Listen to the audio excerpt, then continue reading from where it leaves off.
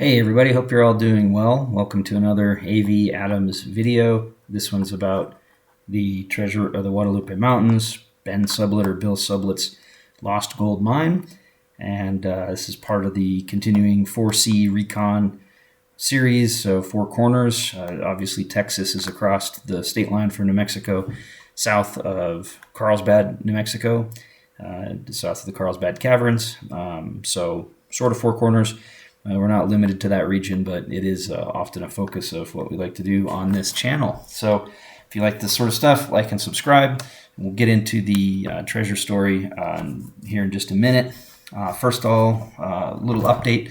It is spring. I'm starting to get out and poke around a little bit more, doing the usual of looking for old things and new things. I guess new in the form of new mineral discoveries and old in the form of old historical stuff. So taken sort of one of the first trips of the year down to southern New Mexico to look for fire agate. If you do not know what fire agate is, it's definitely something you should Google and check out. There's stuff that's marketed as fire agate, which is not. A lot of times it'll be just red agate that they call fire agate. Real fire agate is pretty rare. It comes in association with the chalcedony I'm showing here in the video. Those are chalcedony ears, we call them sometimes. Some of them do fluoresce UV under UV light, different colors, which is kind of fun and interesting. Not sure if you could actually hunt them with UV lights at night that way or not. The fire agate, though, is generally forms when there's bands of iron impurities in and amongst the layers of the agate. To be an agate, it has to have banding. So there you go, fire agate. And the real stuff is unmistakable, really amazing, beautiful, lots of different colors, very sparkly. Hard to work with because the layers are not flat or uniform often, so you gotta be really careful improving it. So anyways, it's one trip we've done so far this year, and we'll try to document more as the year rolls on. So regarding the treasure of the Guadalupes, Ben Sublett's story, the first book, of course, to look to for this is Coronado's Children by J. Frank Dobie. That's got the subtitle Tales of Lost Mines and Buried Treasures of the Southwest. J. Frank Dobie was a folklorist as much as anything, and his prose is just beautiful, really easy to read and fun to read. Anything written by Frank Dobie. So his version is probably the most canonical as far as standard version of the tale of Ben Sublett and where he got all his gold. And back in starting in the 1860s, Sublett moved to Colorado from Missouri. Had about a decade of bad luck up there, and then eventually moved down to Monahans, Texas, and that's where he started looking around in the Guadalupes. So another thing that's in Dobie's book, incidentally, is treasure symbol stuff. On about page 300 in the version I've got, it's got turtles and triangles and arrows and crosses and snakes and all that good stuff. Turns out if you follow treasure symbol stuff very much at all. I've done much research into that. A whole lot of people have plagiarized from Dobie, some 100% directly with absolutely no attribution, and so that's unfortunate. I've also found modern authors who've straight plagiarized older sources too, including some that are still alive that are quite popular, which kind of calls into question the rest of what they've written. And certainly, since I've been studying all this stuff for a while, I see some patterns of how a number of authors just kind of add new, air quotes here, facts to their stories to, try to get their version as if they actually had any unique information at all, where they're really just, embellishing. So for that reason, especially too, I'm going to encourage you to go to these earlier sources and read them for the full story, rather than me try to retell the entire thing here right now, though I will go into some interesting points of fact. So another book is Lost Bonanzas by Harry Sinclair Drago. He's got a similar story to Dobie, so fairly similar. However, the scene in the saloon where Sublett comes back with all the nuggets and throws them on the counter, Drago calls into question because of when the first licensed saloon came to be in that particular county. So it's sort of an interesting take. Another book, the topic is The Golden Crescent, or the Southwest Treasure Belt by Jesse Rasco. It's got a few meaty pages in there with some interesting details, in particular about the location of the mine that are not as commonly written about. And then finally, there's Lost Mines and Treasures of the Southwest by Jimmy Busher. He has not only a Bill Sublett entry, but he also has a silver mine entry, and I will be going through that in the talk here in a little while. Also, I seem to remember a tale about some cowboys who kind of noticed some Mexicans come up once every couple of years and stay at the south end of the Guadalupes. And when they didn't come back one year, they hunted down their camp and ended up finding a cave with some gold bullion in it.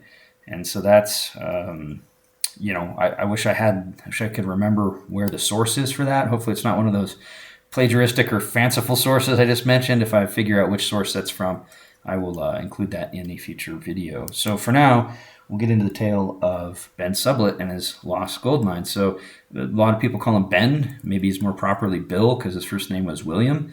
He was definitely a real person who existed, not just a made-up name. And he spent a lot of years searching for a gold mine. He'd seen, people get rich in Colorado, and he failed to do so.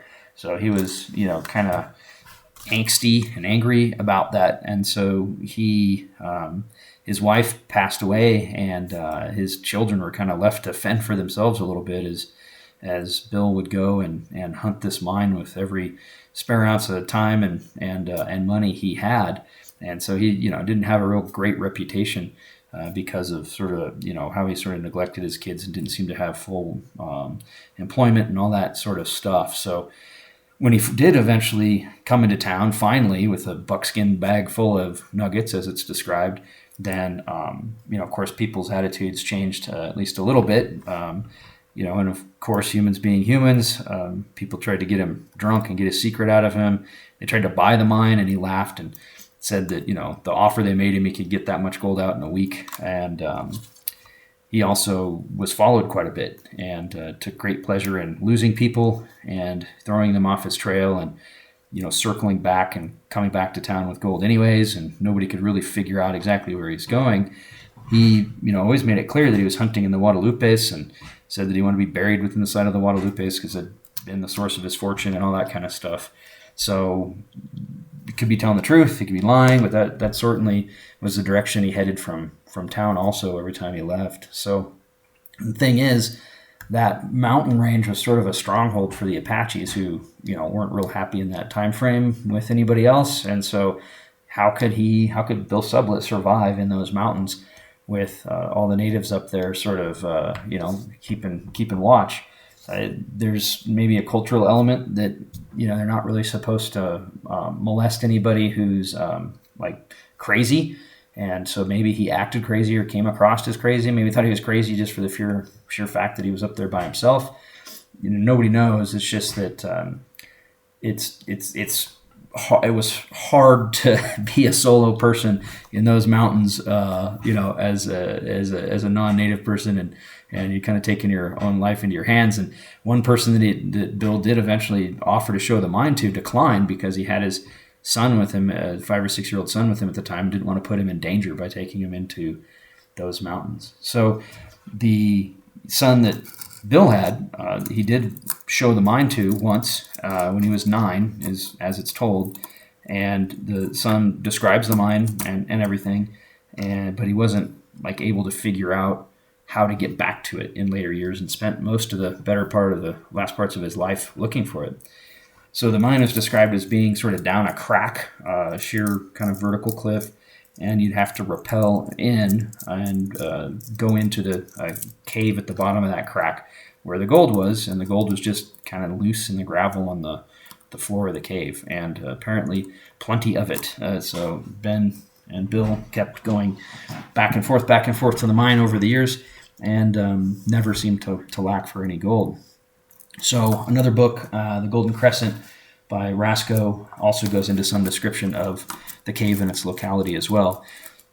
Now, there's competing theories for exactly, where Bill got his gold. One is sort of the thing that gets thrown out with basically any story you can think of. People try to do this with the Lost Adams.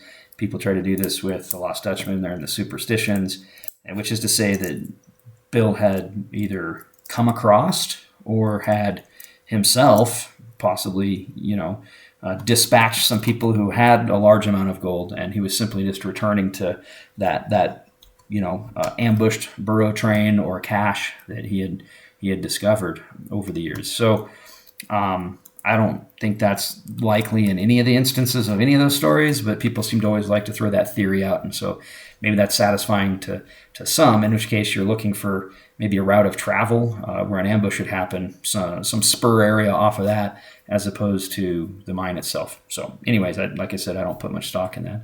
Another idea is that he was getting his gold from a different mountain range, because that's sort of my idea anyways. The next mountain range to the west there's a little mountain range called the Hurrias by a town called Oro Grande. Oro Grande means big gold in Spanish. And, I've even found gold nuggets and have dry washed there and stuff with the club over the years. So there's definitely gold at Oro Grande. At one point, they built like a 27-mile long wood flume, if I'm getting that right, from Ruidoso down to there from the Sacramento River to bring water in just to try to process gold there. It was that rich. The Organ Mountains have a little bit of gold. And then north of there, north of Sierra Blanca Peak, there's a district called the Nogal District. And there's a canyon adjacent to Nogal Canyon where the largest gold nugget in the state was found, right? The largest recorded gold nugget in the state. So there's gold around. Not so much, though, in the Guadalupes. And that's what's interesting, is that they're kind of big limestone kind of mountains without a whole bunch of extra, geology going on in them. As far as I'm aware, I'm not aware of any gold mines that are actually in the Guadalupes. So, gold is where you find it, and it's certainly possible that there's an anomaly, but, it's not like searching for a lost mine in a well-known mining district where the geology is already confirmatory of that. So, anyways, that's the main story of Bill Sublett's lost gold mine, and he always liked to say, when people asked if you take him there or give him some hints, or even when his son asked when Bill was on his deathbed, he'd say, "Go and find it like I did," was his favorite line. So apparently, he said he was going to take the secret to his grave, and that he wasn't really a big fan of the bulk of humanity as it's written in some of these books. So. For whatever that's worth. So hopefully some of this has been interesting and may help you in your research. Definitely, I plan to get out more, maybe even look for this at some point. I've been in those mountains. I try to mostly do these videos on places that I've been and know about firsthand, at least in passing. So I've been to the Guadalupes a number of times. Started to go to the Rustler Hills once, which is an alternate location that people talk about. So the Rustler Hills are this little set of hills to the east of, and I'm showing it on the screen right now, east of the Guadalupes. And for whatever reason, that's where his Sublett's son thought that they were. It's pretty far away. They're kind of a nondescript little set of hills, but supposedly near a spring there is where the cave was. And someone did report finding a nugget at a spring in the Rustler Hills, and so again, the geology is not real conducive, so it could have been dropped there, and who knows who it could have been dropped by. So whether it was Bill Sublett or just someone passing through, don't know. So definitely plan on getting out more and doing more videos like this and stuff. Like I said, I really prefer to go to the spots. I've got some video from places I've been that I just haven't put into a video yet that I'll be getting after, and I definitely plan to go back to the Caballos and places like that for a little more hunting. People have been reporting there's a lot of caves in those mountains, and other people have done some drone work there and looked into some of the caves and report some pretty spicy things.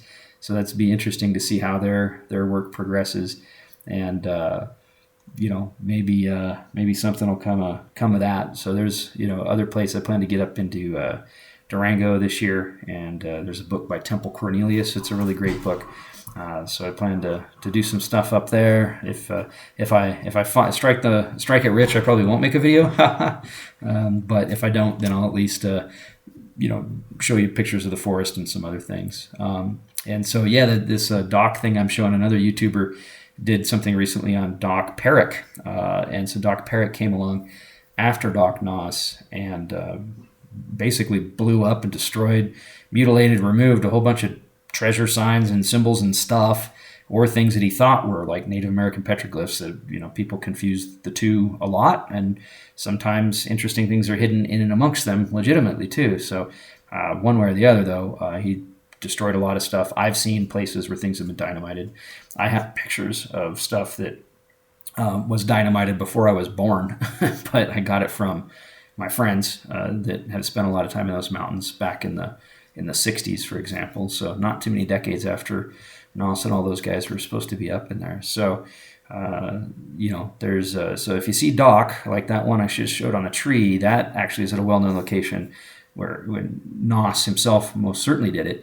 There's another petroglyph over by, I think it's Point of Rocks. I don't think I've actually hunted that one down, but I've seen pictures of it that say Doc. That's probably Doc Perrick, this guy that went around destroying signs and stuff. So it's got useful to know if you ever plan on hunting that not everything that says Doc was done by Doc. Of course, it could have been hoaxed, but there was also this Doc Perrick guy who really destroyed a lot of stuff. So that's why those pictures I've got and old information are so precious, and that's why people shouldn't go around messing stuff up. It's really destroying history, whatever the true meaning of the history is. If it's related to treasure, it's just something that somebody put there a long time ago for their own inscrutable reasons, which is the case with a lot of native-looking petroglyphs. So anyways, hope you all enjoyed this, and hope to do more soon.